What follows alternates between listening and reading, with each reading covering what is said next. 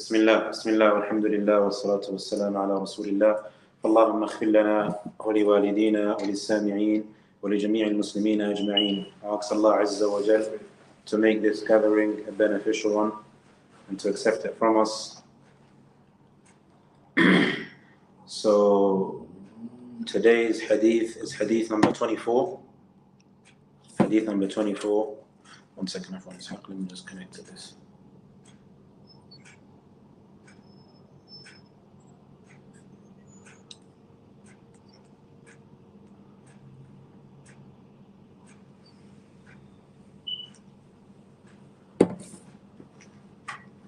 بسم الله الرحمن الرحيم. الحمد لله رب العالمين ولا عاقبة للمتقين ولا عدوان إلا على الظالمين. I ask Allah Azza wa Jal to make this gathering a beneficial one, to accept it from us and to make it sincere for His sake, Jalla Jalaluh. Hadith number 24 in 40 النووي. بسم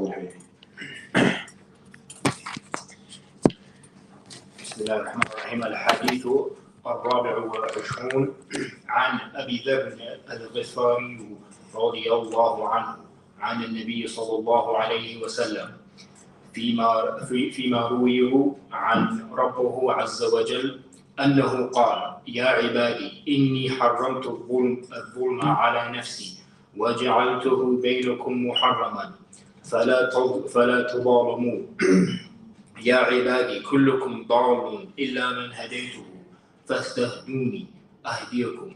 يا عبادي كلكم جامع إلا من أطعمته، كلكم جائع إلا من أطعمته فاستطعموني أطعمكم. يا عبادي كلكم عار إلا من كسوته فاستكسوني أكسوكم. يا عبادي إنكم تخطئون بالليل والنهار وأنا أغفر الذنوب جميعا فاستغفروني أغفر لكم. يا عبادي إنكم لن تبلغوا ضرا فتضروني ولا تبلغوا نفعي فتنفعوني. يا عبادي لو أولكم وآخركم وإنسكم وجنكم كانوا على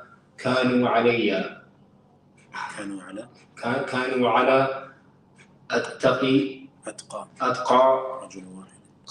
قلب رجل واحد منكم ما زاد ذلك في ملكي شيئا. يا عبادي لو أن أولكم وآخركم وإنسكم وجنكم كانوا على أفجر قلب رجل واحد منكم ما نقص ذلك من ملكي شيئا. يا عبادي لو أن أولكم وآخركم وإنسكم وجنكم قاموا في صعيد واحد فاسألوني فأعطيت كل واحد مسألته ما نقص ذلك من عندي إلا كما ينقص المخياط إذا أدخل البحر. يا عبادي إنما هي أعمالكم أحصيها لكم ثم أوفيكم إياها. فمن وجد خيرا فليحمد الله ومن وجد غير ذلك فلا يلومن إلا نفسه. رواه مسلم. جزاك الله خير. بارك الله فيكم حبيبي.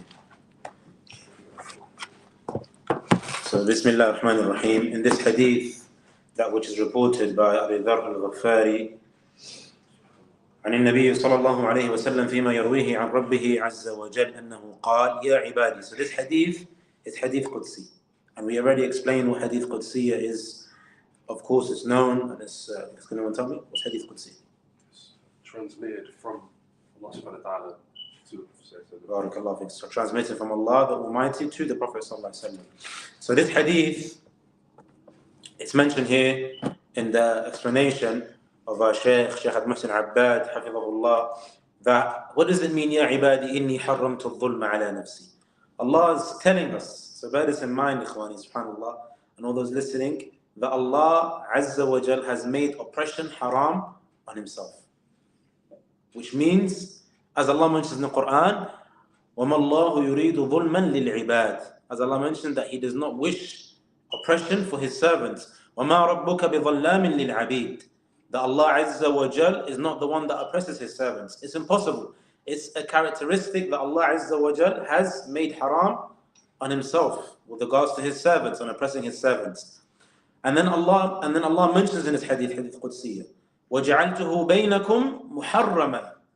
Okay, وَجَعَلْتُهُ بَيْنَكُمْ. So Allah Azza wa Jal has made this specific characteristic, which is oppression, haram amongst us. فَلَا تَظَالَمُوا. So we should not harm or oppress one another. And what's the meaning of dhulm? Ikhwani, what's the meaning of dhulm? You can explain to me, it's hard, Habibi. What's the meaning of dhulm? What is it? Taking someone's right. Taking someone's right, okay. Anyone else? What's the meaning of dhulm? What's the meaning of dhulm? To oppress them, anything else? Dhulm here, it says, when you put something not in its position. The opposite of hikmah, when we said was wisdom, isn't it? Wisdom is what? وَضْعُ الشَّيْء فِي مَكَانِهِ. But dhulm, وَضْعُ الشَّيْء فِي غَيْرِ مَوْضِعِهِ. So when you put something that's not supposed to be in that spot, for example, you've come, someone has spoken to you, you've oppressed them verbally or physically. This is oppression. When you've harmed them for no reason. So you've caused about harm, even though they didn't do anything to you. So Allah Azza wa Jal is telling us here that this is not allowed. If Allah Azza wa Jal has made it haram on Himself, then we are from those that we should try to make it something that's very important in the back of our minds all the time, that this is something that is haram. This is something that is haram.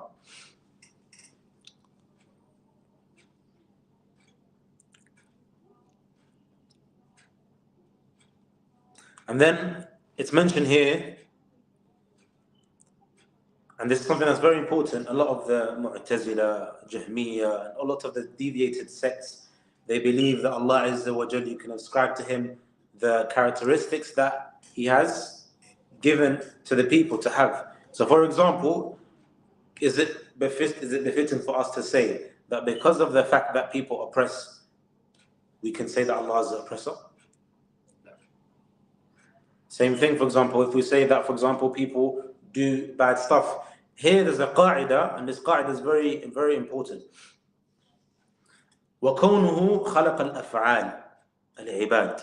Okay? Allah Azza wa Jal has created, okay, the actions of His servants. وَفِيهَا الظُّلْمُ. Okay? Allah Azza wa Jal has created the characteristics, okay? And of course His creation from the characteristics is oppression.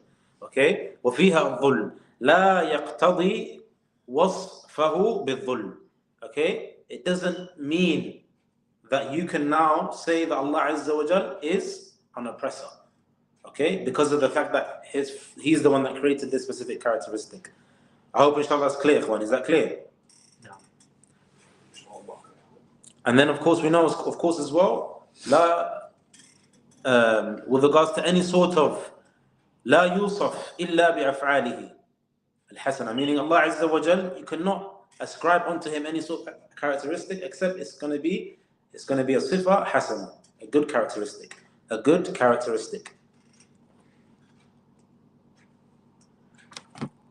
Also, Ikhwani,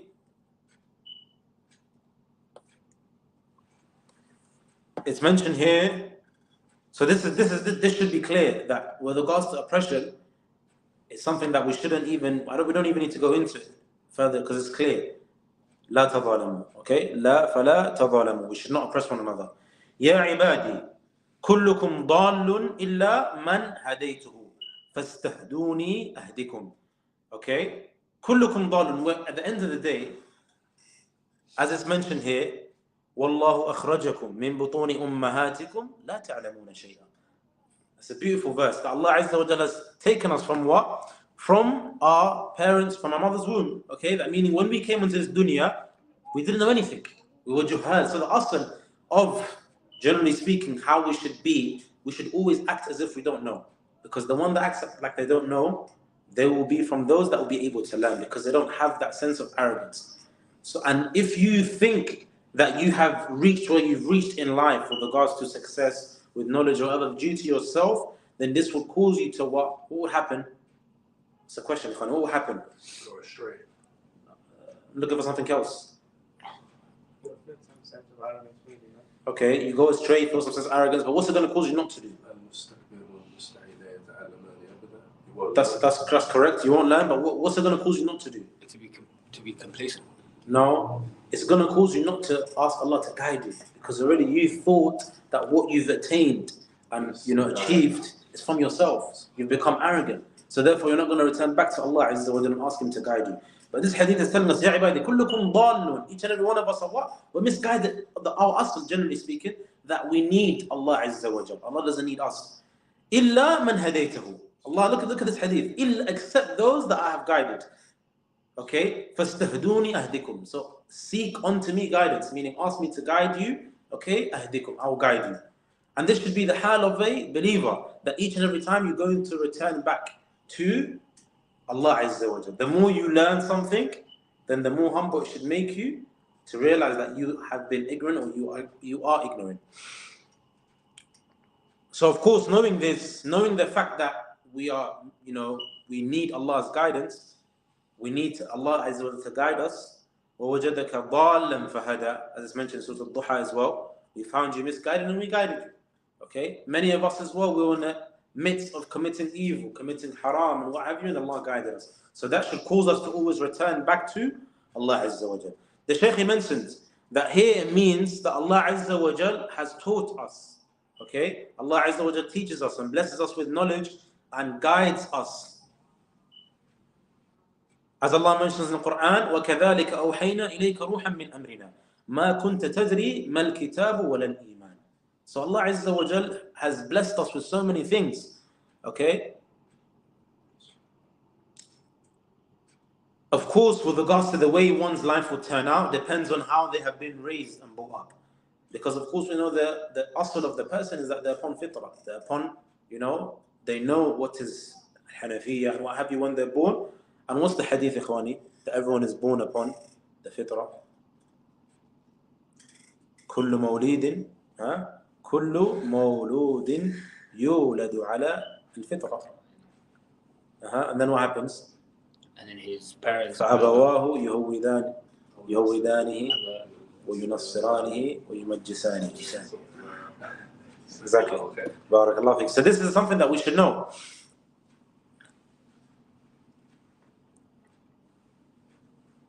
And of course we should know that us asking Allah Azza wa Jalla to guide us is something that we should see, that we should do more, and it's more important than us, needing our rizq, us needing food and what have you. Someone can have all of the wealth of the dunya, but they're misguided. They're missing a big portion of their life, which is the main purpose they were created. وَمَا خَلَقْتُ الْجِنَّ وَالْإِنسَ إِلَّا لِيَعْبُدُونَ. That's why you see, just today I saw someone that was waging war against Islam from Australia. They became Muslim. And I mean, it's like, and then the other week, I'm pretty sure you guys saw it, one of the popes of, I don't know which country it was, Russia became Muslim. So why? Because then that happiness, that tama'nina, you can't find it anywhere else except in the state of Islam. Allahu Akbar. Someone that has everything from the dunya, they have everything, they're millionaires, committing suicide, taking pills to kill themselves. Why? Because they've got everything of that which maybe for us Muslims at times when we're low in iman, we think, I wish I had that, I wish I had this, I wish I had that, thinking it's going to get us happiness. But when you have it all, can't wait to leave it. Because happiness, money doesn't buy happiness at the end of the day. Having that sakina, tama'nina, that comfort of Islam, knowing that you've woken up as a Muslim and you've gone to sleep as a Muslim, there's nothing better, there's nothing greater. There's nothing greater. That's the ayah, وَمَنْ عَرَضَ عَنْ ذِكْرِي فَإِنَّ لَهُ مَعِيشَةً ضَنْكًا. SubhanAllah. It's so true. Jazakallah khair Isaac. Literally, wallah, the one that that basically leaves off and goes away from the remembrance of Allah Azza wa Jal, then he will be resurrected blind. May Allah Azza wa Jal protect us. اليوم أكملت لكم دينكم وأتممت عليكم نعمتي ورضيت لكم الإسلام دينا. Islam there's nothing better than it. That's why Allah Azza wa Jalla mentions in the Quran, يَا أَيُّهَا الَّذِينَ آمَنُوا اتَّقُوا اللَّهَ وَلَا تَمُوتُنَّ إِلَّا وَأَنْتُمْ مُسْلِمُونَ. May Allah Azza wa Jalla make us, enable us to die upon the state of Islam and upon the Sunnah. Ameen. So the more that, and what's the proof as well that we're in need of Allah's guidance? What's the proof? Let's see how sharp you are right now tonight. What's the simple proof that we're in need of Allah's guidance? You're close. اهدنا الصراط المستقيم. اهدنا الصراط المستقيم. This verse, how many times we recite it in a day? 17 minimum, right? So that in itself shows that we're in need of Allah's guidance. Doesn't matter where we've reached, we're in need of Allah's guidance. The next part, يا عبادي كلكم جائع إلا من أطعمته.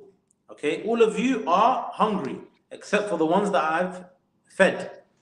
فاستطعموني. Ask me to feed you. أطعمكم.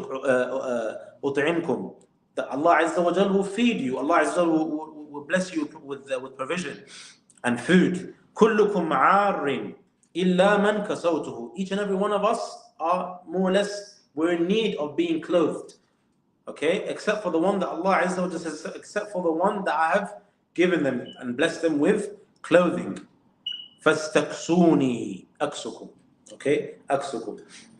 So here it says, the Shaykh, it says وفي هاتين الجملتين. Okay, and these two lines of this hadith, بيان شدة افتقار العباد إلى ربهم. That it shows the severity of how much we're in need of Allah Azza wa Jal. This in itself shows وحاجتهم إليه. Okay, في تحصيل أرزاقهم وكسوتهم, and how much we're in need of Allah Azza wa Jal to help us with, and to aid us and to sustain for that which we need with regards to our provision and our clothing. وأن عليهم أن يسألوه سبحانه وتعالى. And it's upon us to ask Allah the Almighty. It's upon us to ask Allah Azza wa Jal the Almighty. And then the next part, يا عبادي إنكم تخطئون بالليل والنهار. And this is something for me that's one of the most important parts of the hadith, of this hadith, ikhwani, because the first part is very important. And I would like to mention something, ikhwani. Wallahi, yani Allah Azza wa Jal, al-dhulm dhulumat, as Allah mentions, as it's mentioned, we know, al-dhulm dhulumat. No matter how much you have reached with regards to, and this happens to the people that have reached a stage in their life of comfortability, or money, or wealth, or power, or position, that you may see easy someone to come in your face and for you to oppress them, whether it's verbally or physically. At that moment, wallahi, in that moment, you're living in your head. Like, what's he going to do to me? You know, I'm me. But al-dhulm dhulumat. And we know in another authentic hadith that there's the one that's mustajab is al-dhalim. Okay? Al-madhlum afwan. The one that's what? The one that has been oppressed. That his dua is accepted. لَيْسَ بَيْنَهُ وَبَيْنَهَا الْحِجَابِ. There is no curtain, there's no barrier, no separation, no nothing. So when you're in that moment, when you're doing something to someone, because they may be lesser than you in position, in money, status, whatever it may be, know that on Yawm al-Qiyamah, he's going to get his haqq, or she's going to get her haqq. So always bear that in mind, that why are you going about oppressing someone, knowing that on the Day of Judgment, wallahi, they're going to get it back. And that's the worst time. It's like, let's say I've got something with Brother Ishaq, or Brother Fahad, or any other brother, or Muhammad, or Abdullah, or anyone, and I've taken kind of my power or my position to override him in terms of as a person and just completely oppress him. It's something that I should be fearful of in the Day of Judgment, that something can happen to me, where if he's going to get his haqq on the Day of Judgment, then it's worse. It's far more worse. And what's the hadith to prove that, ikhwani? What's the hadith that everyone's going to get back their rights on the Day of Judgment? There's before entering Jannah, there's going to be a part where people will get their rights from each other, their haqq. They will get their. What's the hadith? In English only. Okay, go on. That's the one, huh? Does anyone knows who is the most bankrupt? Al-Muflis, yeah. That's the hadith I'm talking about. That one as well. But I'm talking about the one that what? Al-Muflis. You know, which one is the bankrupt one? And obviously the companions, what did they think? Karen, go on. They said the one was no money, right? Yeah, exactly. And how did Prophet respond back to them? Then the Prophet said, no, is the one that has accumulated a lot of good deeds, but then شتم هذا وظلم هذا. Exactly, that's the hadith. أخذ مال هذا. Exactly. So the one that has what? Has oppressed so many people by stealing, by oppressing and what have you. So Allah Azza wa Jal, what does it prove in this hadith? It shows what? The peak of His justice. Allah Azza wa Jal is the most just. Nothing is going to go left without, getting back that right that it happened. Even to what extent, Ikhwani? Even to the extent of? Okay, but what extent? Even to the animals, isn't it? The hadith, even to the animals, they'll get back their rights that they had when they were upon transversing from this earth. قوله يا عبادي إنكم تخطئون بالليل والنهار. Okay, يا عبادي إنكم تخطئون بالليل والنهار. Oh my servants, you commit sins, you transgress, you have deficiencies. Okay, تخطئون, you make mistakes, which means sins. بالليل والنهار, day and night. وأنا أغفر الذنوب جميعا, and I forgive all sins. فاستغفروني, ask me for forgiveness. أغفر لكم. So in this hadith, it's clear that we're in need of Allah Azza wa Jal's forgiveness. Why? Because of the hadith, كل بني آدم خطاء وخير الخطائين توابون. Yes, exactly. So this hadith as well is a proof that for this hadith that we're talking about, that we commit sin night and day, and Allah forgives all sins. So ask Him to forgive you from your sins. That we're in constant, going up and down in Iman. And without us asking Allah Azza wa Jal to forgive us, we're going to have the sins that we could easily get forgiven if we just ask Allah Azza wa Jal. I think I mentioned this before, but this hadith is Sahih Muslim, when the companions went to the Prophet ﷺ, and they said to him, O Messenger of Allah, when we're around you, we get this sense of, high Iman and what have you. Then when we leave, we go back to family members, we feel as if, the state of Iman is not the same, i.e. we feel a bit weaker, okay, because you remind us, give us admonition and what have you. What did the Prophet ﷺ respond to them? If you were to stay upon the state of goodness, the Malaika would come down. Allahu Akbar. If you were to stay upon this level, let's say all of us here, our Iman was to be like this 24/7. Doesn't matter where we are in the world, what fitna comes in our way. It wouldn't make sense, because then it's like, how are you going to ask Allah Azza wa Jalla to forgive you?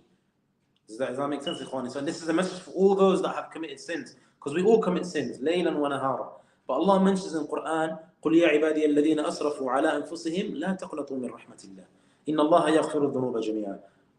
We shouldn't despair from the mercy of Allah the Almighty, because no matter how many sins we've committed, at the end of the day, كل بني آدم خطاء. That in itself, it shouldn't make us comfortable to carry on committing sin, but it should be a reminder that Allah Azza wa Jal is going to forgive us, inshallah, if we're sincere in our sins, and if we hate it and we don't want to return back to it. Because we all have shortcomings. None of us here, no one here is perfect, but as the best of you are the ones that, what?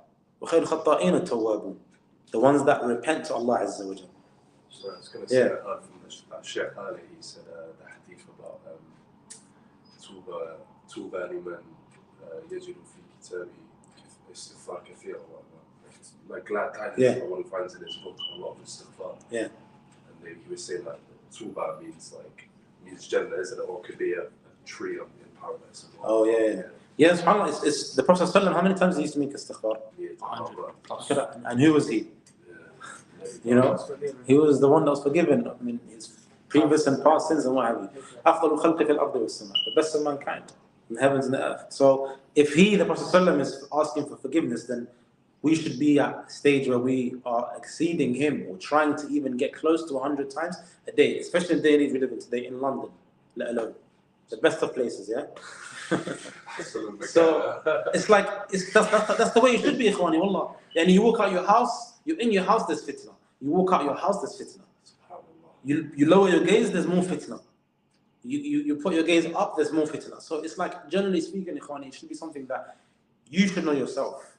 If there's a place that you can avoid, of course avoid it. But generally speaking, it should be at the back of your mind when you get a chance. Okay, you can't pick up the Mus'haf, you can't read the Quran. Maybe you're in a place where there's too much noise, you're a person that needs, concentration, silence. You can't pick up your phone and read. Just make istighfar.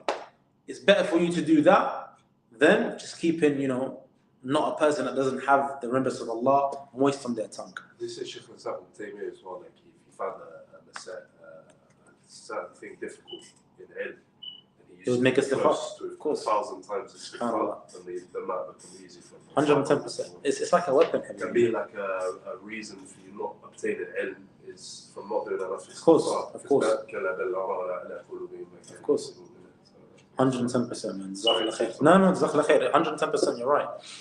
May Allah reward you, Habibi. And that's why it's important for us to always remember that. And we should, one thing I'm saying, we should try and remind our friends, maybe those that are struggling, going through difficulty, the number one thing that you should never do, and this is an advice from the Prophet ﷺ in terms of, al-mar' ala dini khalili. But when you take that advice, and as scholars explain it, the number one thing you shouldn't do, when you're feeling weak and you're in a jama'ah and you start to go a bit less, and this is you going weaker because of your iman and maybe surroundings, maybe problems at home, maybe it's not even a fitna of, the normal fitna that everyone witnesses and has, but it's the fitna maybe in the household, family issues, and you start to go weak. The worst thing to do when you start to go weak is just disappear and disgorge yourself from the ikhwah, the jama'ah. That's when you're going to be more of an easier target to the shaitan. Because shaitan is making whispers in your head, you know what, you can't stay with them, they're going to understand you, just this, that. Then it's going to cause you to try and self-isolate. The moment you start doing that, that's when it's game over for you. But as long as you keep around, let's say for the brothers that are not married, for example, if you're not married, who's going to remind you? You don't have a wife who maybe is righteous. If you're married as well, maybe you're all going through a weak time. But you have to have at least someone that checks up on you. And that's how the companions were. Look at them, if you look at the time of Prophet, when one of them wouldn't be seen three nights in the masjid, they'll go knocking on their doors. Us, we just carry on living our lives because we're in London, we're in a rat race jungle. But it shouldn't be the case, ikhwan. Just check on your brothers. Even if you haven't heard from them for a long time, check on them. I'm guilty of it, and we all are guilty of just forgetting and living our lives. But this is what this society teaches us. Islam teaches us something different. Because let's say, for example, your friend is going through something difficult, and you call them and you pick up the phone and they've seen that you cared about them, or you care about them, that could be just that one thing, could be the action that changes their whole life. So Allah could be, choosing you to be min mafatih al-khair, a person that opens up, goodness. But that phone call you may see as you're only benefiting them, but they could benefit you by turning around and thanking you, then make them making dua for you because of what you did. So you don't know where the khair lies. So that's why it's very important for you just to always try and check up on someone, remind them, remind yourself, because reminding someone else is like reminding yourself. It's like a practice, isn't it?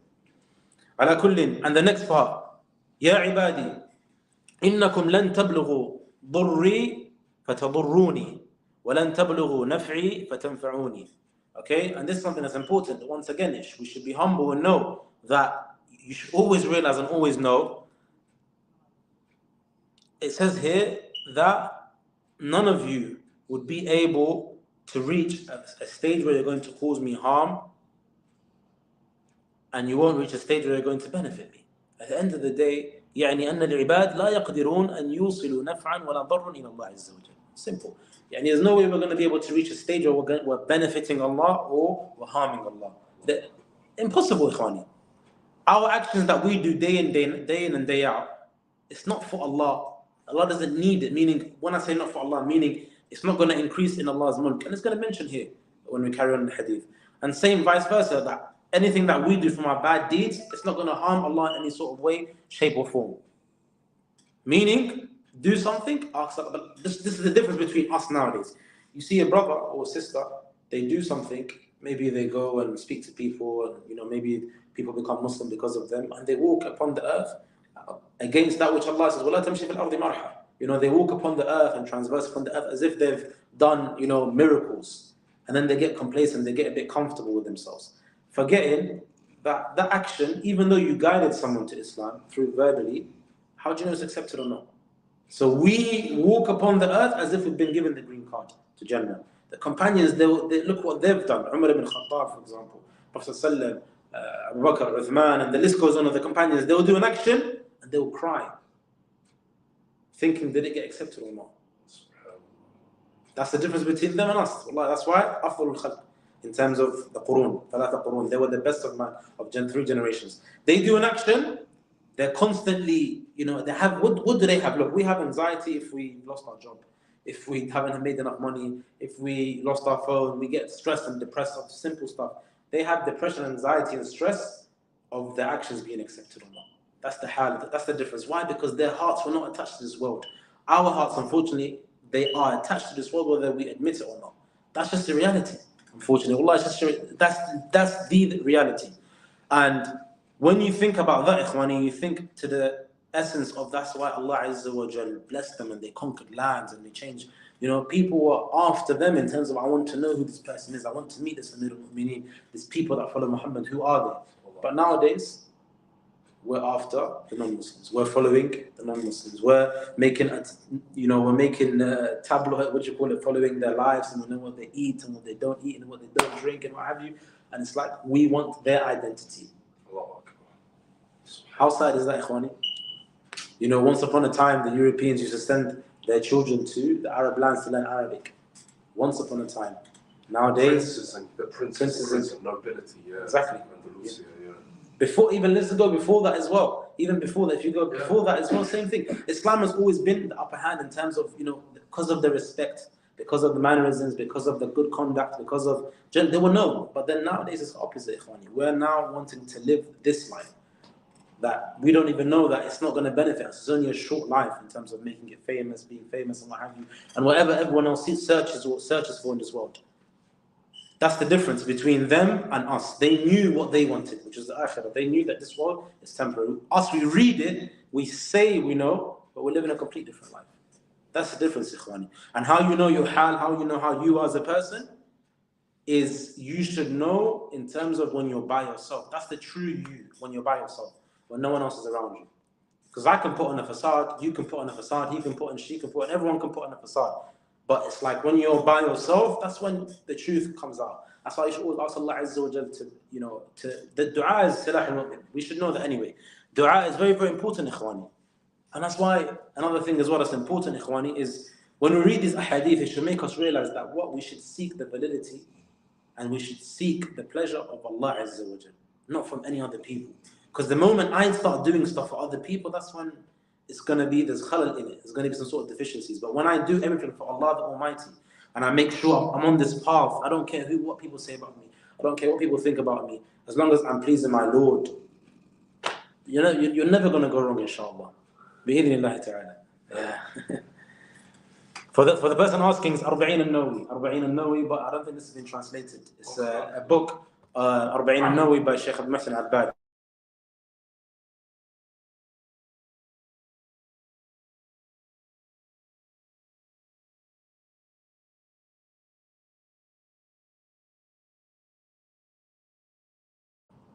Oh no, خلاص. It just went for a minute blank. Right. The next part of the hadith. يا عبادي لو أن أولكم وآخركم وإنسكم وجنكم كانوا على أتقى قلب رجل واحد منكم ما زاد ذلك في ملكي شيئا. So in this part of the hadith, once again it shows the power of Allah Azza wa Jal. If all of us, the beginning, the first one, the first and foremost from the creation, and the last, and the mankind and the jinns were upon one heart, okay, in a man, upon a pious heart, okay, that heart was pious. All of the people from the beginning to the end gathered together in one heart of piety. Upon piety in one man, it would not increase anything in my mulk. Look at that. How do you say mulk in English, ikhwani? Dominion, exactly. Sovereignty. Or sovereignty. So that, the mulk of Allah Azza wa Jal, it wouldn't change anything. يا عبادي لو أن أولكم وآخركم وإنسكم وجنكم كانوا على أفجر قلب رجل واحد منكم ما نقص ذلك من ملكي شيئا. That if all of you, same, the opposite, were upon the most transgressed person, the person that had the most evil, was from the beginning to the end, was to be put in one heart, in one man, then it wouldn't take anything away from my dominion. So, of course, that once again shows what? Kamal mulkillah azza wa jal. Okay, how perfect the dominion is, and how there's no deficiencies with the dominion of Allah azza wa jal, jalla jalaluhu. And that He is not in need of anything from us, but rather we're in need of His mercy. We're in need of His mercy, ikhwani. The next part. يا عبادي لو أن أولكم وآخركم وإنسكم وجنكم قاموا في صعيد واحد فسألوني فأعطيت كل واحد مسألته ما نقص ذلك مما عندي إلا كما ينقص المخيط إذا أدخل البحر. الله أكبر. Allah Akbar. May Allah Azza wa Jalla make us grateful servants. That it mentioned here at the beginning and the end, the first of you and the last of you, okay, and the ins and the jinn were to stand, okay, on one thing, on like it's like one plate, one level upon the earth, and you were to stand there. The beginning and the end, okay, beginning and the end, first of you and the last of you, and you were to ask me, Allah the Almighty, Allah saying, if you were to ask me, and I was to give you each and every single thing that each and every one of you was to ask for, it wouldn't decrease or take away anything from me, except that which is taken away when a thread, makhit is like a thread, right? Okay, when a thread is put into an ocean. What's taken away from the ocean? Allahu Akbar. The way that the Arabic language is so rich is amazing. The way it explains certain things, subhanAllah, it just gives you the picture that Allah Azza wa Jal is not in need of us. We're in need of Allah's mercy. Always bear that in mind. Allah has blessed you with so many things. He's not asking. And when you think about it, as well, Allah Azza wa Jal has blessed us with so many blessings. He's not asking much from us. He's just asking us to worship Him alone, to not associate partners with Him. Stay away from that which He prohibited us from, and to do that which He has told us to do. But when we are surrounded with so many bad company, when we're surrounded with so many distractions, that's what gets us distracted and makes us forget about the sole purpose we exist. And you see that, unfortunately, wallahi al-azim, you see it even upon those that are doing good. That sometimes they forget. That's why it's important, and come back upon each and every one of us to always what? We should always check our intentions of why we're doing stuff. Because you may be doing something good, but because you're mixing it with other things, your intention is not clear. Therefore, it's not successful. And that's why, subhanAllah, for me personally, I always advise myself first and foremost, and all those listening, never seek the validity of a human being. You're never going to be able to please humans. It's impossible. You know? You're never going to be able to please you. It's impossible. And whenever you try your best to please them, there's going to always be the one that will say that they're not happy. Even with regards to your own family members. But if you always please Allah first, the Almighty Jalla Jalal, if you always please Allah first, and at the same time you give rights to your parents or people around you and humans and what have you, you won't go wrong, inshallah. Why? Because your number one goal is to please Allah. So even if you displease the creation by pleasing Allah and obeying Him, that's the best way. The next part. Ya ibadi, innama hiya a'malukum uhsiha lakum thumma uwaffikum iyyaha. Akhi, can you read that in English, please? Yeah, sure. Ya ibadi, innama hiya a'malukum uhsiha lakum thumma uwaffikum iyyaha. O my servants, it is but your deeds that I count for you, and the recompense you for. So he who finds good, let him praise Allah subhanahu wa ta'ala, and he who finds other than that, let him blame no one but himself. Allah. Ikhwani, I think that should just be the end of the mawdu' of this dars today, wallah. Because wallahi al-azim, when you think about it, that's so deep. Ya ibadi, innama hiya a'malukum uhsiha lakum. There's no one to blame on the day of judgment, ikhwani. When we stand in front of Allah Jalla Jalaluhu, there's no one to blame but myself. There's no one to blame but yourself. And you always bear that in mind, ikhwani. What you put forth today, are you always sleeping, na'im, and just not doing anything to change your ways? You're still drinking alcohol, you're still committing zina, you're still doing drugs, you're still going around oppressing people, you're still not praying salah, you're still trying to live the highway life, that fast life. When is that going to stop? Because at the end of the day, that's what you've put forth. So you're going to find what you put forth on the day of judgment. There's no blaming him, but he put me off, but she put me off, but this, but that. At the end of the day, when you reach that age where you're able to comprehend what's right and what's wrong, and you can differentiate, there's no one to blame but yourself. Unfortunately, a lot of us live in this whole concept of my parents raised me like this. So maybe they did raise you the wrong way, but when you're able to actually realize what's correct, then you should change yourselves. You should what? You should change yourselves and change your ways. Allah Azza wa Jalla has blessed us today to live in the time that we live in today. In terms of, it's one of the worst times. Yes, it's difficult, a lot of trials and tribulation, but at the same time, Learning the deen is so easy. It's within a click of a finger. Buying a book, it's coming to your house. Yeah, ikhwan, wallahi, the books come to your house. And they come and they get delivered to you. They knock on the door and they give you the book. Or you even go on your phone. And look at the salaf, how they used to travel for just one hadith. Shuhur, months and months and months.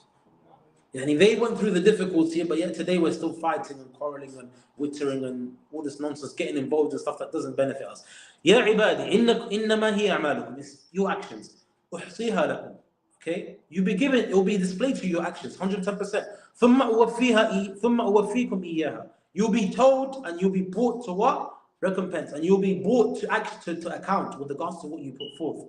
Okay? On the day of judgment, you're going to be brought, it's going to be there. We're going to find it there. May Allah Azza wa Jal aid us in doing good deeds, and may Allah Azza wa Jal aid us in dying upon goodness, and we meet Him that way. Allahumma ameen. فَمَنْ وَجَدَ خَيْرًا, whoever finds goodness from that which they put forth, فَلْيَحْمَدِ اللَّهَ عَزَّ وَجَلَ. Don't become arrogant. If you have put forth good things, then praise Allah Azza wa Jal. It was only from the tawfiq of Allah Azza wa Jal. وَمَنْ وَجَدَ غَيْرَ ذَلِكَ, and whoever finds other than goodness, فَلَا يَلُومَنَّ إِلَّا نَفْسَهُ. They should not blame anyone but themselves. إِنَّ اللَّهَ لَا يَظْلِمُ أَحَدًا. أبدا, it's impossible. Allah doesn't oppress anyone, ikhwani. Allah does not oppress anyone. And then I'll ask you guys a question for us to end this hadith and go on to the next one. Why is it that people can say that if Allah knows everything, and this is a question that was asked to the Prophet ﷺ, Allah knows where we're all going to end up. Why is it that we still have to act and do and put forth what we need to put forth? So that we can prove ourselves. That's good. What do you know the hadith I'm talking about? When the companions came and asked Prophet ﷺ, Ya Rasulullah,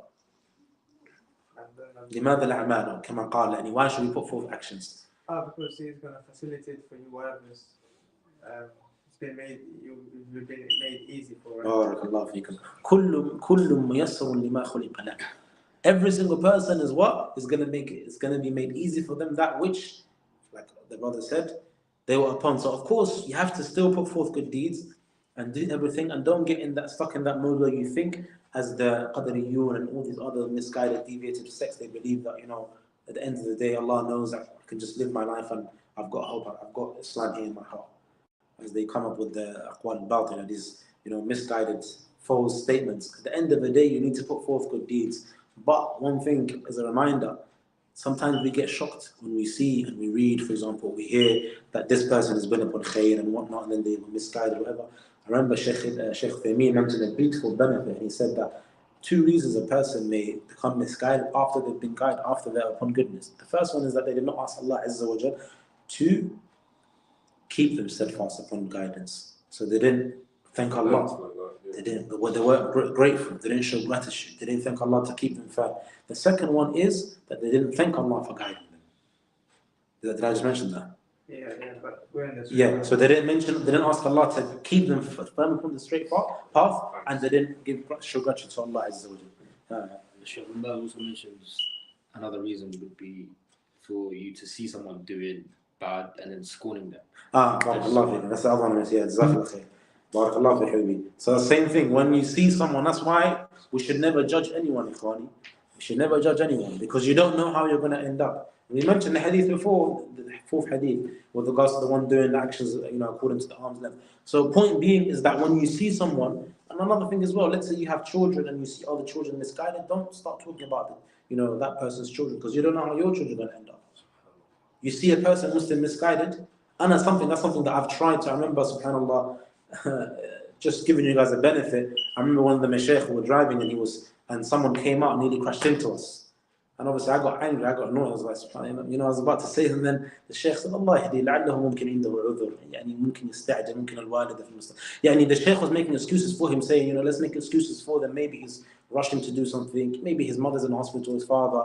Make dua for him. So when you think about the fact that someone has oppressed you, or even done something to you, when you make dua for them, it's better than you lashing out at them. So same thing, when you see someone misguided and they're upon the midst and they're delving into haram and they're Muslim, or the typical one for sisters, they see a sister not in hijab and start talking about her. You don't know what's going to happen to you tomorrow. Wallahi, you don't know what's going to happen to you tomorrow. Allah can change her heart. Maybe she's doing something that's okay. Let's just talk about this scenario. She's not wearing hijab, but you don't know what she's doing at home. You don't know that she's regretful of what she's doing, or her problems, what she's going through.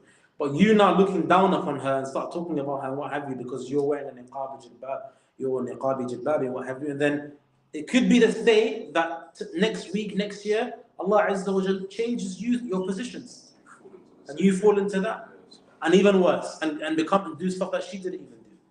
Subhanallah, judging is a very, very, very, very, very big illness, and I think it's something that it's manifest within the West a lot. It's too much. We have too many of this stuff where we look at someone and we just start judging them, talking about them in gatherings and what have you, and we make a whole jalsa, an hour, 2 hours, just talking about someone and how misguided they are.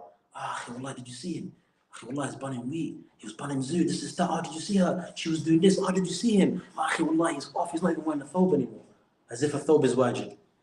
Yeah, and it's stuff that it shows you the jahl of someone, that they look upon someone and they make takfir on them within their eyes. Look at the state of the ummah, ikhwani. A person walks into the masjid, he wants to pray, but we're judging him because he doesn't look the part. What is the part? Is this a gang, mafia? Cult. Is it a cult? What is it? Yeah. A sister, once again, she wants to come inside them. And the reason I mentioned this, ikhwani, a sister comes into the masjid, she wants to pray, same thing. She feels as if, she's walking into a courtroom and she's committed a crime. And she's walking into the house of Allah Azza wa Jal. I'm not talking about a gathering, I'm talking about the house of Allah she's walking into. I used to know one Jamaican brother up north here, and unfortunately the area I used to live in is predominantly Pakistani, Gujarati community. Alhamdulillah, they're upon the deen, generally speaking, apart from the Aqidah parts of it, they're upon the deen from their parent. And I was on Jamaican brother, he became Muslim, he said he was going to these masjids and they're just staring at him, like all of the old uncles and this and that, giving him the looks. Yeah. And he just said he just was like, even just to stare at you, the way that you look at someone. Of course. In that way, and he was just put off by it, bro. 100%. And I think eventually I didn't used to see him at the masjid, I didn't used to. But you see, this thing can go in two ways. And that's the reason why I mentioned, the reason why I mentioned it is because it's something that I've had for so long. And I myself witnessed it. Yeah. Okay, and it's something that you get caught up in, where people think that you have to look a certain part to be a Muslim. Like there's a certain dress code you have to, adhere to, what have you, and it's something that's from jahl. It's because someone doesn't have knowledge. They don't, and forget knowledge, before knowledge. What did the ulama they used to say? We used to seek mannerisms and learn manners of 20, 30 years, and then we started learning memorizing hadith. Because the person that has knowledge, one that has knowledge but no mannerisms, it's like a branch or a tree with no leaves on it. It's got the foundation, it's got everything there, but because of the fact that they don't know how to carry themselves, to conduct themselves, they can spread more harm than good, because they could chase people away more than bring people in. وَلَوْ كُنْتَ فَضًّا غَلِيظَ الْقَلْبِ لَانْفَضُّوا مِنْ حَوْلِكَ فَاعْفُ عَنْهُمْ وَاسْتَغْفِرْ لَهُمْ. Unless the Prophet, if you were harsh upon them and what have you, then they would have what? They would have gone far away from you. So point being why I'm mentioning it, and with regards to what you mentioned, like the brother, for example, many of them, they get put off coming to places of gathering peace and knowledge. But a message for all those that have, been victims of being judged or looked upon and what have you, that's not an excuse. It's not an excuse for you to stop worshipping Allah Azza wa Jal. When you're going into the masjid, people are looking at you and what have you, and they're staring at you and they're maybe judging you. Don't let that put you off the sole reason you stepped out your house. If it was built upon sincerity, which is to worship Allah, close them out. Go pray your salah and leave and carry on with your business. Because that's something also shaitan is going to make you bring up as an excuse and make you take you away from what? From the beauty of Allah Azza wa Jalla, from the places of gathering of knowledge. We kind of, drifted away from the hadith, but here, ikhwani, barakallahu feekum. As Allah mentions in the Quran, it's mentioned here, the Shaykhana, he bought it, and he said that, فَمَنْ يَعْمَلْ مِثْقَالَ ذَرَّةٍ خَيْرًا يَرَى وَمَنْ يَعْمَلْ مِثْقَالَ ذَرَّةٍ شَرًّا يَرَى. So here, that whoever puts forth what they put forth, they're going to find it. And the hadith, يبقى عمله. The hadith يتبع الميت ثلاث أهله وماله وعمله. So that which remains with them in the grave is that which they put forth. That which they put forth. And whoever does good, وَفِعْلُ الْخَيْرِ فِي الدُّنْيَا هو من توفيق الله عز وجل للعبد. This is something that you should always bear that in mind. It's not because of you. It's not because of how much knowledge you have or possess or whatever, because that brings about arrogance. And what's arrogance? Ikhwani, what did arrogance do to a person or to a being, before we came into existence? You want the definition of arrogance? No, what did it do? What did arrogance do? Yeah. Iblis, it caused him to not prostrate because of his arrogance. So arrogance was the number one reason. Another thing as well. What was the meaning? I remember Shaykh Abdurrahman Muhyiddin mentioned this benefit, explained this verse, that arrogance is the cause of so many things that lead to destruction. It caused Iblis to not prostrate, which meant he was exiled from Jannah. And what else did it do? It caused Fir'aun not to believe. All because of arrogance. So arrogance is one of the keys of misguidance. It's one of the keys of misguidance. Why? Because you're arrogant, you don't want to accept and humble yourself. Abu Talib, or I should say, people of Quraysh, all of them that didn't accept Islam, even though they knew at the back of their minds it was correct. Arrogance. How can I do that and leave my forefathers' religion? I can't do that. What are people going to say about me? Seeking validity from the people, not from Allah Azza wa Jal. So this here, it shows us that with regards to that which you put forth, Ikhwani, you're going to see on the day of judgment. You're going to see on the day of judgment. And that's the end of that hadith. And there's so many hadith, so many fawaid we can take from this hadith, but we'll move on to the next one. And this hadith is the next one, which is hadith number 25. Where Abu Dharr radiallahu anhu أيضا قال. So this hadith also reported and narrated by Abu Dharr. أن أناسا من أصحاب رسول الله صلى الله عليه وسلم قالوا للنبي صلى الله عليه وسلم. Okay. Actually, who wants to read Ishaq or anyone else? Actually, Ishaq read the first one. Fahad. Akhi, wallah, I forgot your name again. Yusha. That's it, Yusha. In Arabic and in English. I'll probably make some mistakes. So. We're all have to learn to read. Mistakes is not an issue. عن أبي ذر رضي الله عنه أيضا أن ناسا من أصحاب رسول الله صلى الله عليه وسلم قالوا للنبي صلى الله عليه وسلم يا رسول الله ذهب أهل الثفور بالأجور يصلون كما نصلي ويصومون. I shouldn't read all of that. Just read all of it. Go on. ويصومون كما نصلي. قال وليس قد جعل الله لكم ما تصدق إن بكل تسبيحة صدقة وكل تكبيرة صدقة وكل تحميدة صدقة وكل تهلية صدقة وأمر بمعروف صدقة ونهي عن المنكر صدقة وفي بضع أحدكم صدقة. قالوا يا رسول الله صلى الله عليه وسلم أيأتي أحدنا شهوته ويكون له فيها أجر؟ قال أرأيتهم لو وضعها في حرام أكان عليه وزر؟ فذلك إذا وضعها في الحلال كان له أجر. رواه مسلم. In English. Some people from amongst the companions of the Messenger sallallahu alaihi wasallam said to the Prophet sallallahu alaihi wasallam, "O Messenger of Allah, the affluent have made off with their rewards. They pray as we pray, they fast as we fast, and they give much in charity by virtue of their love." He sallallahu alaihi wasallam said, "Has not Allah made things for you to give Him charity? Truly every tasbihah, saying Subhanallah, is a charity. And every takbirah, saying Allahu Akbar, is a charity. And every tahmidah, saying Alhamdulillah, is a charity. And every tahleela, saying La ilaha illallah, is a charity. And commanding the good is a charity. And forbidding each one of you there is a charity."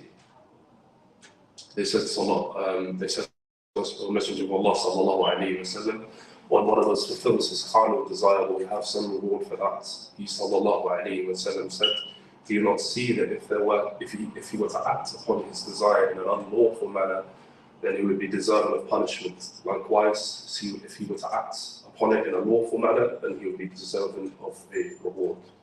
So,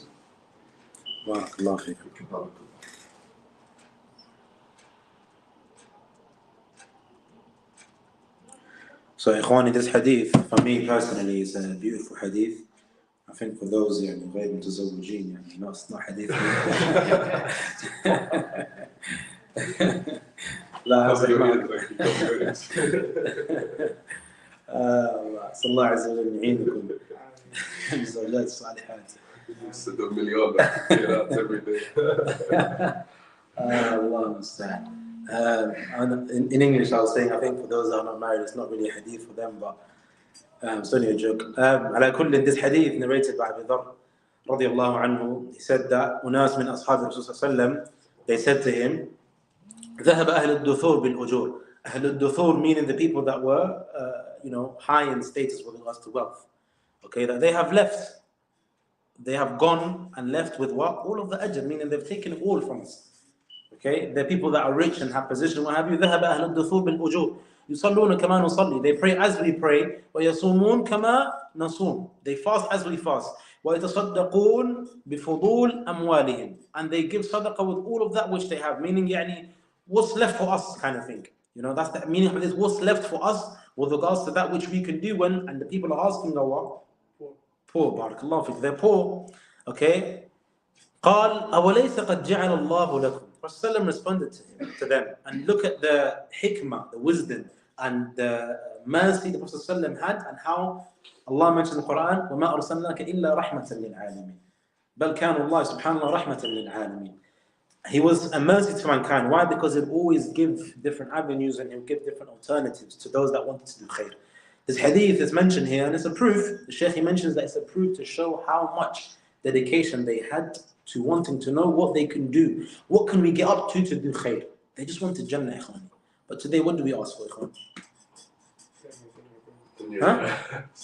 Unfortunately, we live in a day and age, like the brother said, dunya fulus. That's all we care for. We're going to bed, we're thinking about fulus. We're in salah thinking about fulus. We're waking up thinking about fulus. Ikhwan, imagine being in the presence of someone. And this, why I'm saying it, because many people have told me. And it really shows you the position and the mindset of someone. And that's why it says, الْمَرُ عَلَى دِينِ خَلِيلِ فَلْيَنْظُرْ أَحَدُكُمْ مَنْ يُخَالِلُ. That each and every one of us is upon the religion of our companion. So we should look towards whom we take as a companion. If you're in the presence of a friend and they're eyeing you up with regards to that which you're wearing, and looking down upon you with regards to the clothing that you have taken to clothe yourself with, meaning they are looking and they're materialistic people, ask yourself, really, is that relationship you have with them a healthy one? You should always look towards who your friends are, because if your friend doesn't benefit you or you talk about goodness, it's not a must. We're not saying you have to talk about the deen 24/7. We're human beings. We talk about stuff that are, something that's beneficial, something that's. But when you have a friend that's constantly going to remind you about dunya, you may get sucked in yourself. Then there's no benefit to you at the end of the day. And if they always talk about fitna, once again, they're not going to benefit you. But if they have a balance, or they're better than you in something, or what have you, then always seek to try and be from those people, like the companions that will always ask about stuff that's going to benefit them. So here it says, ذَهَبَ أَهْلُ الدُّثُورِ بِالْأُجُورِ. They have gone and left, and what? يُصَلُّونَ كَمَا نُصَلِّي. They pray as we pray, they fast as we fast, and they give sadaqah, charity, from all of their wealth. The Prophet ﷺ responded, أَوَلَيْسَ قَدْ جَعَلَ اللَّهُ لَكُمْ مَا تَصَدَّقُونَ. Didn't Allah, leave you with something, or give you the ability to be able to give charity with something? إِنَّ بِكُلِّ تَسْبِيحَةٍ صَدَقَةٍ. Whenever you make tasbih, subhanallah, there's a sadaqah in it. You get reward for that. So, ikhwani, you want ajr? This is the ajr. Listen to it. كُلِّ تَسْبِيحَةٍ صَدَقَةٍ. Say subhanallah, sadaqah. كُلُّ تَكْبِيرَةٍ صَدَقَةٍ. Say Allah Akbar, that's sadaqah, it's charity. وَكُلُّ تَحْمِيدَةٍ صَدَقَةٍ. Say alhamdulillah, it's sadaqah. وَكُلُّ تَهْلِيلَةٍ لَا إِلَهَ إِلَّا اللَّهِ صَدَقَةٍ. وَأَمْرٌ بِالْمَعْرُوفِ. If you advise someone, enjoying the good, وَنَهْيَ عَنِ الْمُنكَرِ صَدَقَةٍ. So enjoying the good and forbidding the evil, two separate charities. وَفِي وفي بضع أحدكم صدقة as well. So in this part, read that part please in English. Skip past this part. Skip past this part. وفي بضع أحدكم صدقة. In the Buddha, sexual acts of each of one of you, there is a charity. And they said that the Messenger of Allah sallallahu alaihi wasallam, when one of us fulfills his carnal desire, will it have the same reward for that? Stop this, Habibi. So going into this, and this is a point of benefit, Ikhwan, for those that inshallah are seeking to get married soon, may Allah make it easy for all of you. It's something that you should all bear in mind. إِنَّمَا الْأَعْمَالُ بِالنِّيَّاتِ. They asked the Prophet said that with regards to sexual relationships, okay, being intimate with your spouse is a means of sadaqah. So of course, I remember myself, I'll be honest, I'll tell you, when I read this hadith as well, I had to read it again and see, subhanAllah, Allah Akbar. Why? Because why I'm saying that, Ikhwan, is because of the rahmah of Allah Azza wa Jalla, Ikhwan. Allah, like, I'm being straight with you, lot. It's literally because of the mercy of Allah Azza wa Jalla. There's so many opportunities to get khair. So many, left, right, and center. Just saying subhanAllah, you get ajr. Subhanallah, alhamdulillah, Allah Akbar. You build treasures for yourself in Jannah. So here, the companions themselves, so you guys are laughing at me, but I'm not the first. Even they said, Ya Rasulullah, ayati ahaduna shahwatahu wa yakunu lahu fiha ajr. You know, if we fulfill our desires, if any of us, have desires and we fulfill our desires, do we get rewarded this?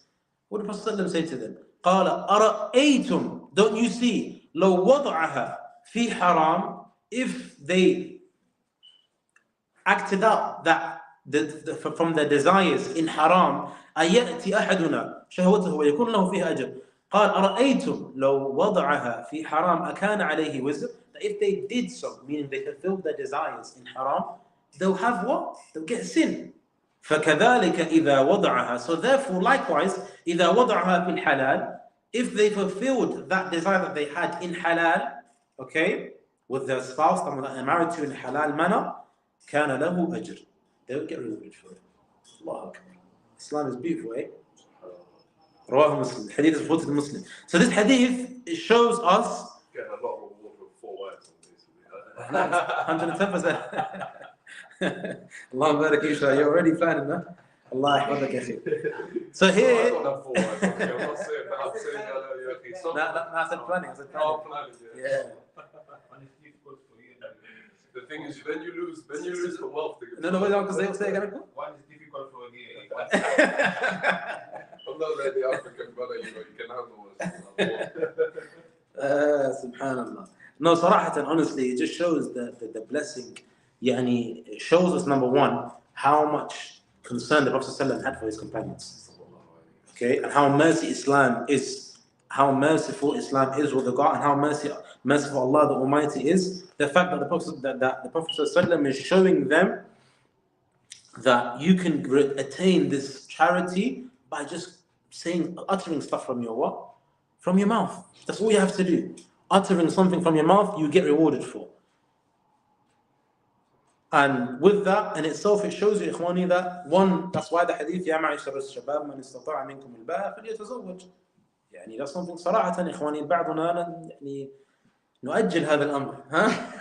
وأعيني يذهب. My eyes are going to certain individuals. Some brothers, they want two حور العين. Yeah. Going too detailed, you know.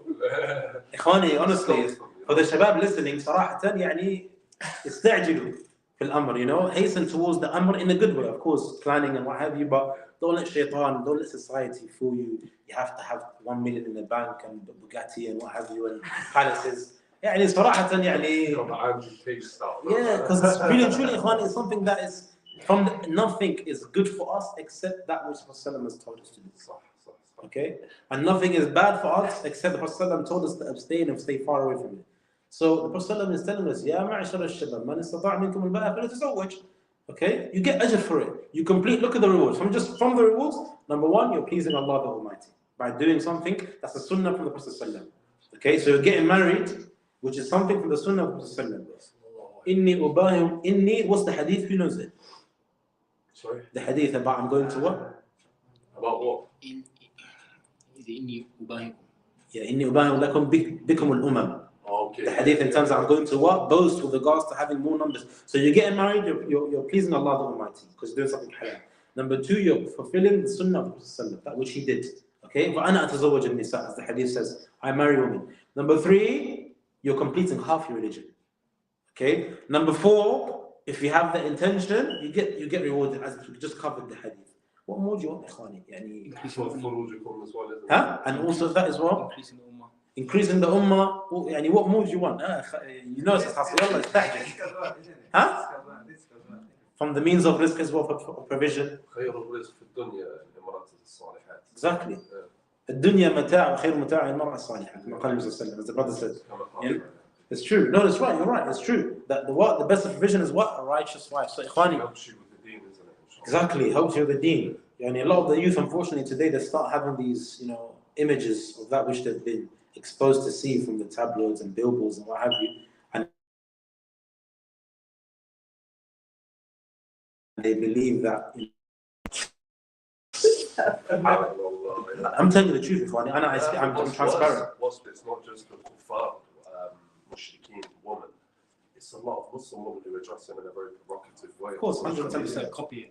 Exactly, and they show themselves in a very dark, 110%. That way it can be a fitna for the brothers, That's why, ma'ashara al-shabab, hasten to marry, okay? Because it's good for you, nothing but khair for you.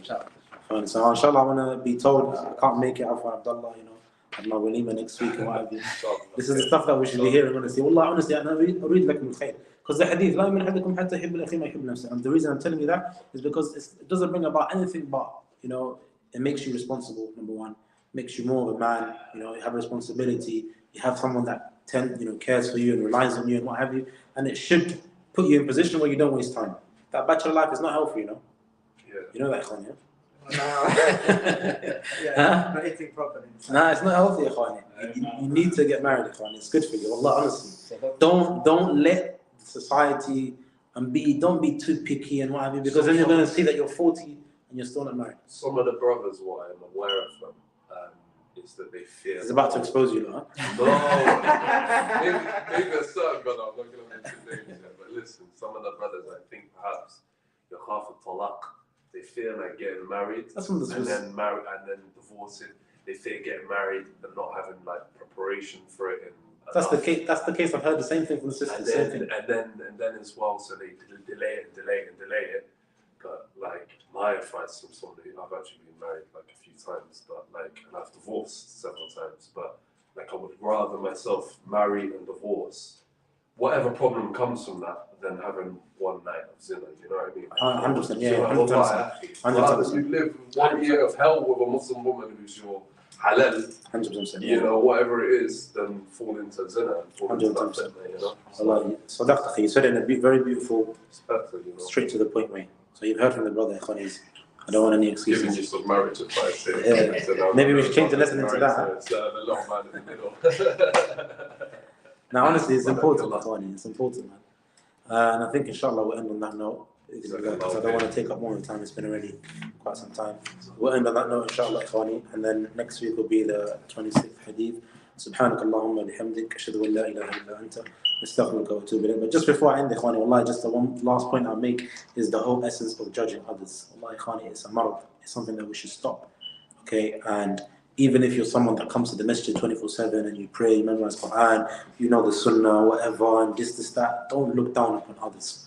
Because wallahi, you don't know what's going to happen. Why I'm saying it to you lot all is because I myself was once upon a time a person that used to be brainwashed into thinking a certain way. But it's because of if you hang around with certain people that think a certain way, then it's going to cause you to also think a certain way. But you should always have this sense and this, state of mind where just yesterday I was committing sin. Wallah, it's just yesterday, bro. Just yesterday you were doing the most evilest of things. And then Allah Azza wa Jalla guided you. كذلك كنتم من قبل فمن الله عليكم. And the ayah, وقالوا الحمد لله الذي هدانا لهذا وما كنا لنهتدي لولا أن هدانا الله. If it wasn't for the sake of Allah's guidance and Allah choosing you and selecting you, so you've now made mistakes, you've gone off, whatever, fallen up and down, made mistakes, and Allah still had mercy on you and favored you and chose you to be upon goodness, then wallahi, don't judge anyone. Don't judge, don't look down upon someone. Whenever you see someone on the streets doing something, don't look at them and be like, these Muslims are always in my way and do. Make dua for them. The least you can do is make dua for them, Allah. It's better than you looking at them and then, talking about them or thinking bad about them, because you don't know where you're going to end up 10 years or even 10 seconds after that specific moment. And that's how the ulama have been, that's how the Prophet was, and that's why the Prophet used to always make dua for the people. And be from those people that you are good inwardly, outwardly, but also you're good to others. And you make that a transparent thing, something that you transmit to others, where you just want khair for everyone else. Make dua. And that's why I remember a beautiful benefit Shaykh Abdul Razak mentioned, Hafidhahullah, was regards to when you make dua, you should say, Allahumma ighfir lana wa muslimin al-ahya minhum wal amwat. What's that it's gonna give you a reward, number one. Okay, because every single Muslim that's alive and dead that you're making dua for, it's gonna come back to you. But you're thinking about the ummah. And this was from the way of the Prophet ﷺ. He used to always think about his ummah. On the day of judgment, he's going to be ummati, ummati.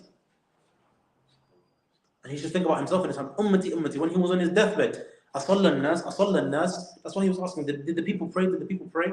And he was in and out of consciousness, thinking about the ummah, because he wanted khair for them, not just for himself. So we shouldn't be miserly, and because this society here, and I say here because I mean specifically UK, it teaches us to be like that way, just thinking about ourselves. Therefore, if we're okay, if we made it, that's it, alhamdulillah, I'm just going to carry on living my life. No, think about others. Don't disregard anyone else and make yourself be up there as if you've been promised Jannah. سبحانك اللهم وبحمدك أشهد أن لا إله إلا أنت أستغفرك وأتوب إليك وآخر دعوانا الحمد لله رب العالمين والسلام عليكم ورحمة الله وبركاته.